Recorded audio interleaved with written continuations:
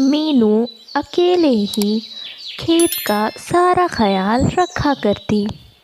उसके माता पिता की मृत्यु कुछ वर्ष पहले ही हुई थी और अब वो बिल्कुल अकेले थी। माँ, बाबा, आप लोग कहाँ चले गए मुझे छोड़कर? मैं आप लोगों के बगैर कैसे जीऊँगी? मीनू रोने लग जाती है और फिर उदास होकर अपने बाबा के खेत पर फसल काटने जाती है। पर वहाँ का दृश्य देखकर वो बहुत निराश होती है। बाबा ने ये ज़मीन क्यों ली थी? उस कालू ने बाबा को ये ज़मीन जानबूझकर बेची थी, क्योंकि ये ज़मीन एक बंजर ज़मीन है। इस पर कभी कोई फसल नहीं आ सकती। कालू कौआ ज़मीन से खूब फसल निकालता और उसे बाज़ार में बेचकर बहुत पैसे कमाया करता।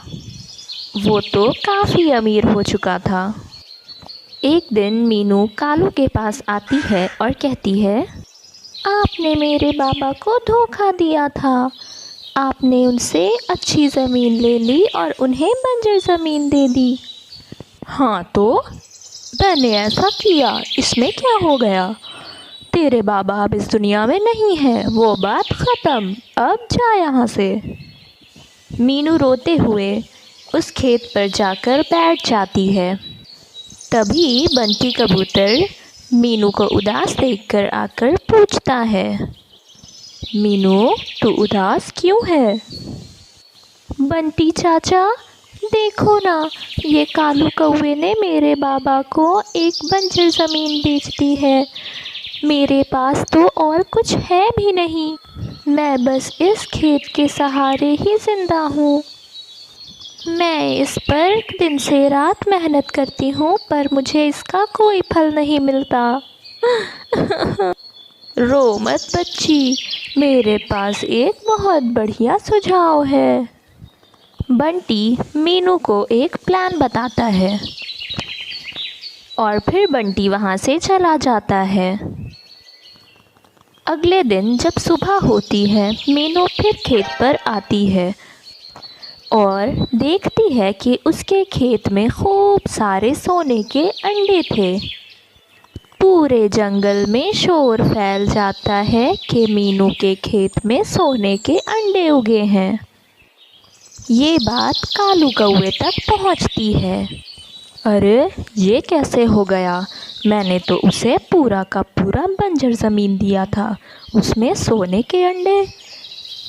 अब तो मुझे वो खेत किसी भी कीमत पर चाहिए।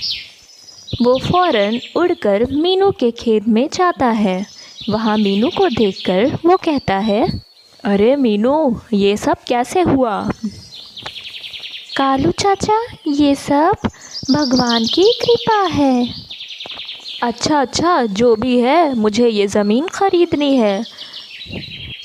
पर इसमें तो मेरी बहुत मेहनत है, मैं ये ज़मीन आपको नहीं दे सकती। कालू उसे बहुत मनाने की कोशिश करता है, पर मीनू ना मानती है। आखिर में कालू कहता है, मैं तुझे इस ज़मीन का 2 गुना रेट दूंगा। ये बात सुनकर मीनू कुछ देर सोचती है और कहती है, ठीक है कालू चाचा, मैं आपकी बात से सहमत हूँ, पर ये सब ऐसे ही नहीं होगा। आपको इन पेपर्स पर साइन करना होगा। कालू को तो कुछ समझ ना आ रहा था। वो जल्दबाजी में पेपर पर साइन करके मीनू को वापस कर देता है और जल्दी जल्दी जाकर जब वो खेत पर देखता है, अरे वाह, इतने सारे सोने के अंडे! मैं ही पागल था जो मैंने उसे ये खेत बेच दिया। फिर वो जल्दी जल्दी सोने के अंडे उठाने लगता है। जैसे ही वो सोने के अंडे उठाता है, उसके हाथ पर पीली पेंट लग जाती है। ये क्या है? उस चिड़िया ने मुझे बेवकूफ़ बना दिया। इस तरह से मीनू को अपने पिता की अच्छी ज़मीन मिल जाती है और कालू को उसके किए की सज़ा मिल जाती है। मीनू अपने बच्चे को खाना खिला रही थी तभी घबराया हुआ कालू कौआ उसके पास आता है। अरे मीनू, क्या तुम जानती हो, इस जंगल में बहुत भयंकर वायरस फैल गया है। और ये वायरस कोई छोटा मोटा वायरस नहीं है। जिस पक्षी ने भी जा रहा है वो पक्षी हमेशा के लिए दुनिया छोड़कर चला जा रहा है। मुझे तो काफी घबराहट हो रही है। कालू भैया, मैंने तो सुना है कि मिट्ठू तोते के बेटे को भी ये वायरस हो गया है। हमें तो उसकी मदद करनी चाहिए। क्या बताओ चिड़िया, मिट्ठू तोते की मदद करने तो कोई सामने नहीं आ रहा है। सभी पक्षी उससे दूर हो गए हैं, वो भी इस डर से कि कहीं उन्हें भी ये वायरस ना लग जाए। आजकल तो भलाई का जमाना ही नहीं है। पर कालू भैया, उसने हमारी हर समय मदद की है। जब भी हम जरूरत में थे तो हमें भी उसकी मदद करनी चाहिए। कोई आगे आए या ना आए, वो हमारा दोस्त है और हम उसकी मदद जरूर करेंगे। हाँ चिड़िया, तुम कह तो सही रही हो, पर तुम तो मेरी पत्नी को जानती ही हो, वो मुझे मदद करने कभी देगी ही नहीं।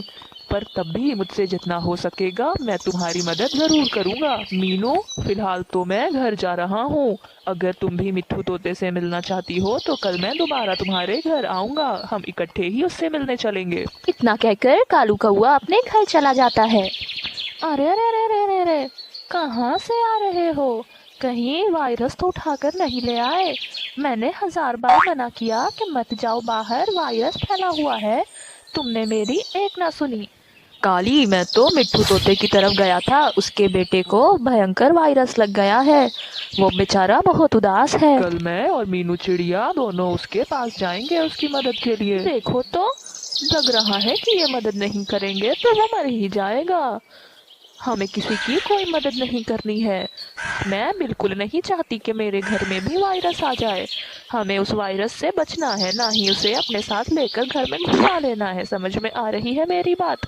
अगर तुम अभी भी बाहर गए तो बाहर ही रहना, इस घर में एक कदम ना रखना। काली, तुम्हारी इन्हीं हरकतों की वजह से मुझे बहुत गुस्सा आता है। तुम अगर किसी की जरूरत के समय मदद नहीं करोगी तो तुम्हारी जरूरत के समय भी कोई तुम्हारी मदद करने नहीं आएगा। हाँ हाँ ठीक है, मैं बहुत बुरी हूँ, अब मुझसे बहस ना करो तो बेहतर है। तुमसे बहस करने का तो कोई फायदा ही नहीं है। कालू कौआ गुस्से से जाकर सो जाता है और फिर सुबह होते ही वो मीनू चिड़िया के पास दोबारा चला जाता है। मीनू, चलो, कहीं हमें देर ना हो जाए। हाँ कालू भैया, मैं अभी आती हूँ। जानती हो मीनू, काली ने तो मुझे साफ साफ मना कर दिया था कि किसी की मदद करने की कोई जरूरत ही नहीं है, लेकिन मैं मिट्ठू तोते को इस हाल में नहीं छोड़ सकता हूँ। अगर आप चाहे तो आप रहने दें, मैं खुद चली जाऊंगी और मुझसे जितना हो सकेगा मैं उसकी मदद करने की कोशिश करूंगी कालू भैया। अरे नहीं नहीं मीनू, मैंने जब दोस्ती की है तो दोस्ती का फर्ज निभाना भी होगा ना। चलो, अब हमें देर हो रही है। इतना कहकर दोनों मिट्ठू तोते की ओर निकल जाते हैं। मीनू और कालू दोनों रास्ते से कुछ सब्जियां और फल खरीद कर ले जाते हैं मिट्ठू तोते के पास, क्योंकि उनके पास भोजन बहुत कम हो गया था। कोई पक्षी घर से बाहर काफी दिनों से नहीं निकल पा रहा था। तुम दोनों इतनी मुसीबत में भी मेरी मदद करने आए हो, मैं तुम दोनों का ये एहसान कभी नहीं भूल पाऊंगा। हम आपसे मिलने के लिए आए हैं मिट्ठू भाई। ये लें, ये कुछ फल और सब्जियां हैं, ये हम रास्ते से आपके लिए लेकर आए हैं। हमें पता है आप अभी कहीं बाहर नहीं जा सकते और कोई भी पंछी कहीं नहीं जा रहा, तो हमने सोचा हम आपके लिए क्यों ना कुछ ताज़े फल और सब्जियां लेकर आ जाए। मुझे बिल्कुल समझ नहीं आ रहा कि मैं तुम दोनों का शुक्रिया कैसे अदा करूं। इस भाई को भी कभी याद कर लेना बहन, अगर तुम कभी किसी मुसीबत में पड़ो। आप ये सब छोड़ें और बच्चे का अच्छे से ख्याल रखें, वो जल्द ही ठीक हो जाएगा। आप हिम्मत से काम लेना। इतना कहकर मीनू और कालू दोनों घर वापस आ जाते हैं। ऐसे ही दिन गुजरते चले गए। काली कौवी और कालू कौवे के बेटे को भी बुखार आ गया। अरे बाप रे, इसे क्या हो गया? इसे भी वायरस लग गया। सब तुम्हारा ही किया हुआ है। तुम अगर उस दिन मेरे मना करने पर वहां ना जाते तो ये वायरस हमारे घर में ना आता। मम्मी, मुझे बहुत तेज बुखार है, मेरा बदन बहुत जल रहा है। हाँ मेरे बच्चे, मैं अभी तुम्हारे लिए कुछ खाने को बनाती हूँ। सुनो जी, जाओ और जाकर इसके लिए कुछ खाने को लेकर आओ, तब तक मैं इसी के पास बैठी हूँ। कालू बाहर अपने बच्चे के भोजन के लिए जाता है और वहाँ उसे मीनू चिड़िया फिर से दिखती है। वो बाजार में अपने बच्चे के लिए कुछ सामान ले रही थी। कालू भैया, सब ठीक तो है ना? नहीं मीनू, मेरे बेटे को भी वही वायरस हो गया है और उसका बदन बुखार से तप रहा है। मुझे तो समझ नहीं आ रहा हमारे घर को किसकी नज़र लग गई है। कोई बात नहीं कालू भैया, वो बिल्कुल ठीक हो जाएगा। ये मैं कुछ फल और सब्जियां खरीद रही थी चीकू के लिए, पर आप इसे ले जाएं। आपका बेटा ये खाकर बिल्कुल ठीक हो जाएगा। कालू कौआ अपने घर की ओर रवाना हो जाता है। ले आए फल, लाओ मुझे दो, मैं ये फल काट कर उसे खिलाऊंगी। देख रहे हो ना अपने दोस्तों को, कोई आया दोनों में से, ना वो मीनू आई और ना तुम्हारा मिट्ठू तोता आया। तुम बड़े सबकी मदद करते फिरते चलते हो, क्या तुम्हारी मदद करने कोई आया? मदद करने में कोई बुराई भी तो नहीं है, और वैसे भी ये फल। कालू सब बताने ही वाला था कि तभी मीनू वहाँ आ जाती है। काली बहन, कैसा है अब आपका बेटा? बेटा तो ठीक है, पर तुम यहाँ। हाँ काली बहन, मैं कैसे ना आती। आप मुसीबत में हो और मैं ना आऊँ, ये तो अच्छी बात नहीं होगी ना। हम सभी जंगल में रहते हैं, मुसीबत के वक्त हम एक दूसरे के काम नहीं आएंगे तो फिर कौन हमारी मदद करेगा। ये सब देखकर कालू कहता है, क्यों काली, हर कोई तुम्हारी तरह नहीं होता। कुछ लोग दिल के बहुत अच्छे भी होते हैं और वो सबकी मदद करना बहुत अच्छे से जानते हैं। ये सारे फल मीनू ने ही मुझे दिए हैं। उसने हमारे बच्चे की खबर सुनते ही ये सारे फल मुझे पकड़ा दिए, ताकि इस हालात में हम बिल्कुल भूखे ना रहें। दिल बड़ा होना चाहिए काली, वरना इस दुनिया में कुछ नहीं रखा। हम अपनी सुरक्षा कर कर तो ज़रूर दूसरों की मदद कर सकते हैं ना। अगर हम सब एक ही जंगल में रहकर एक दूसरे की मदद नहीं करेंगे तो फिर तो मुसीबत आ जाएगी। अब काली को सारी बात बहुत अच्छे से समझ में आ गई थी। उसने रोते हुए सभी से माफ़ी मांगी और उसने कहा, आप लोग सही हो, अगर हम किसी की मदद करेंगे तभी कोई हमारी मदद करने को भी सामने आएगा। उस दिन के बाद से काली कौवी भी सबकी मदद किया करती थी।